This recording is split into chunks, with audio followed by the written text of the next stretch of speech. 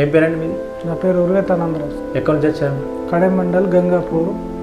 Okay, ఏం problem ఉంది మీకు? ఇది కాళ్ళ గుంజుడు బాగుండే సార్, దాదాపు 2 years నుంచి ఉండే.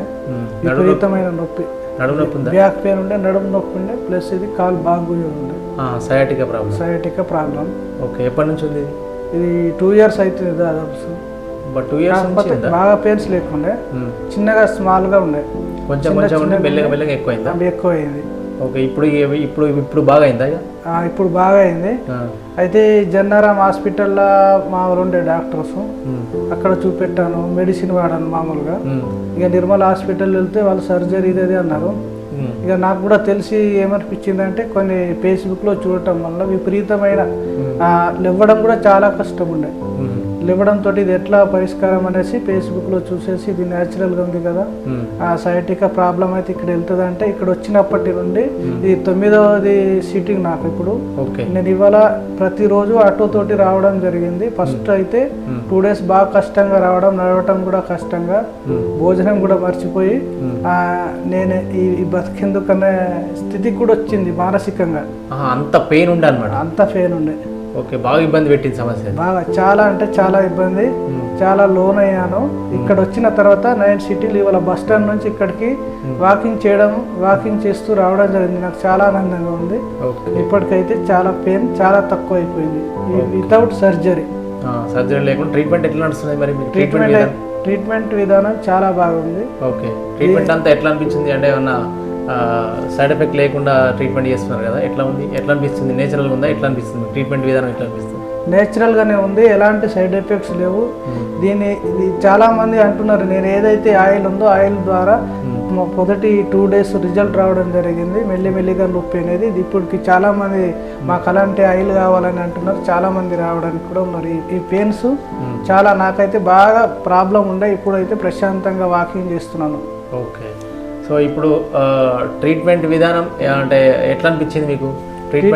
ట్రీట్మెంట్ కంటే ముందు, ట్రీట్మెంట్ తర్వాత ఎట్లా అనిపించింది మీకు? ట్రీట్మెంట్ చేసిన తర్వాత అయితే నాకు ప్రశాంతంగా ఉంది, చాలా చాలా బాగుంది. ఓకే, ట్రీట్మెంట్ కంటే ముందు మీ బాధ ఎట్లా ఉండే? అంటే ఇప్పుడు ఇక్కడ రావడం ఎట్లా అనిపించింది? ఫస్ట్ ఇక్కడ రాకముందు అయితే నాకు విపరీతమైన పెయిన్స్ ఉండే.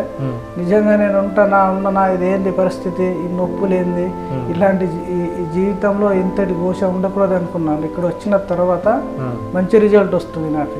9 సిట్టింగ్లనే ఆల్మోస్ట్ మీకు చాలా వరకు చాలా ఇప్పుడు నడిచి వస్తున్నారు. ఇంతకుముందు ఇక్కడ రావడం చాలా ఇబ్బంది ఉంది, ఆటోలో వస్తుంది. ఇప్పుడు ఆటోలో తీసుకొచ్చారు మిమ్మల్ని? ఆటో తీసుకొచ్చింది ఇక్కడికి. ఓకే, ఇప్పుడు అట్లాంటిది ఆటో లేకుండా వితౌట్ ఆటో తోటి మీ ఓన్గా మీరు వస్తున్నారు? నేనే వాకింగ్ చేసుకుంటూ వచ్చిన బస్ స్టాండ్ నుంచి ఈ రోజు నుంచి. ఓకే, చాలా బెటర్.